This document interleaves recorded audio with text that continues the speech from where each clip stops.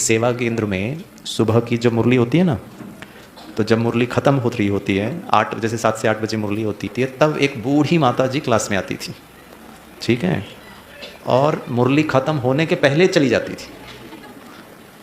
आती एक तो लेट और जाती मुरली ख़त्म होने के पहले।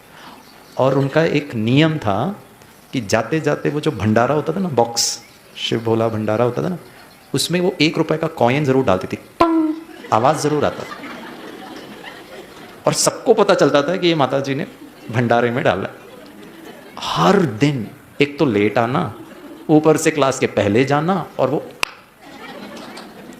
तो भाई बहनों ने, वहाँ के जो निमित्त थे, एक भाई साहब थे, दीदी भी थे, उनको कहा कि ये माता जी को थोड़ा समझाओ कि एक तो लेट आती हैं और जल्दी जाती हैं, ऊपर से वो ठीक नहीं है।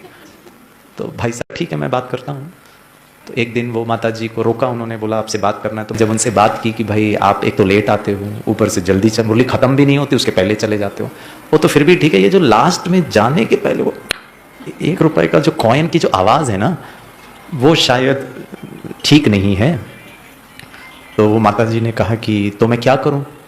तो भाई साहब ने कहा एक काम करो, 10वें तारीख को, 20 तारीख को और 30 तारीख को 10 रुपए का नोट डाल दो ताकि आवाज़ ना आए। तो वो माता जी ने कहा भाई साहब मैं तो माफ़ी चाहती हूँ, मैं लेट इसीलिए आती हूँ क्योंकि मैं सुबह सुबह उठकर जो ठेला होता है ना, उसमें मैं इडली सांबार बनाती हूँ, ये साउथ इंडिया की बात है, मुझे 8 बजे वो सब रेडी रखना होता है, इसीलिए मैं चले जाती हूँ। तो भाई साहब ने कहा वो तो ठीक है, समझ में आ रहा है, लेकिन ये 1 रुपए का जो कॉइन आप डालते हो ना, उसे आवाज़ आता है और बाबा के बच्चे थोड़े डिस्टर्ब होते हैं, तो आप 10 तारीख को 10 रुपए का नोट डाल दो। पता है वो माता जी ने क्या कहा? माता जी ने कहा भाई जी, गुरुवार का भोग मैं खाती हूँ, आकर के सेंटर पर बैठती हूँ, वो कुर्सी का खर्चा, जो बिजली चलता है, पंखा चलता है, उसका खर्चा, मधुबन से जो मुरली बाई पोस्ट आती है उसका खर्चा, अगर मैं 8 तारीख को मर गई, 8 दिन का खाया वो सर पर बोझा, वो कौन आप दोगे? वो भाई साहब ने जब सुना ना, भाई साहब हिल गया। ये माता जी ठेले पे इडली बेचती है, क्या उसकी महीन बुद्धि बाबा के साथ, बाबा के स्नेह का, ब्राह्मण परिवार का, दीदियों का, निमित्त का रिटर्न कब देंगे?